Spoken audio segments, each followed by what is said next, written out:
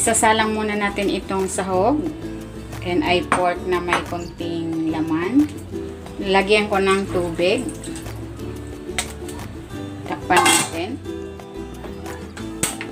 Lutuin natin ito hanggang sa lumabas yung sarili nitong mantika.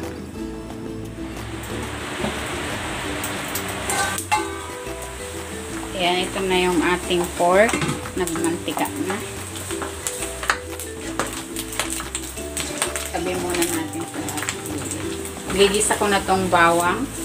While waiting, kung hindi ka pa nakapag-subscribe sa aking channel, please subscribe at i-click mo na rin ang notification bell para lagi kang updated sa aking latest recipes. Lagay na rin natin tong sibuyas.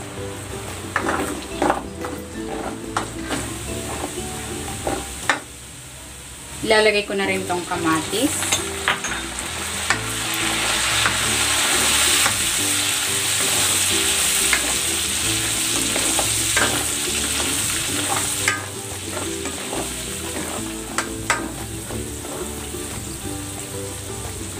And then, ilalagay ko na itong bagoong alamang.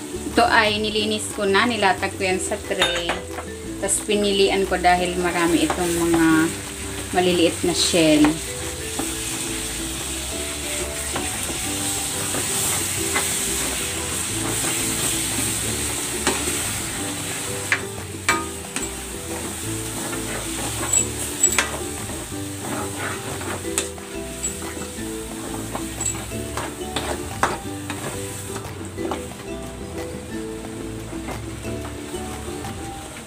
Maglalagay ako ng paminta.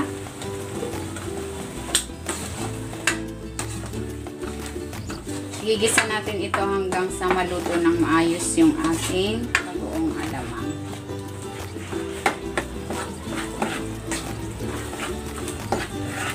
Yan, okay na yung alamang. Ilalagay ko na itong kamyas.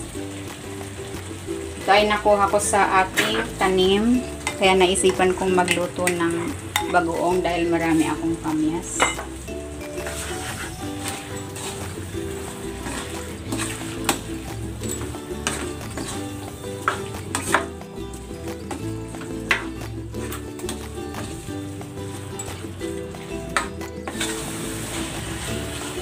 Simmer natin ito hanggang sa maluto itong kamyas.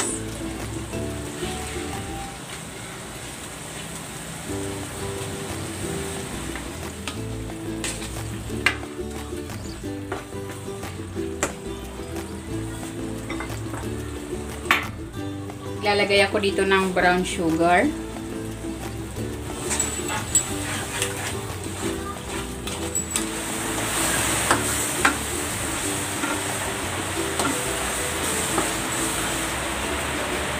Ilalagay ko na itong siling green at ang labuyo para may konting anghang.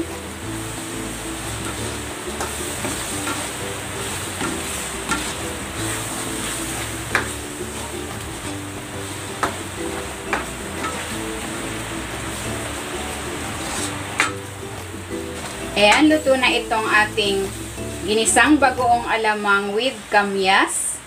Hanguin na natin.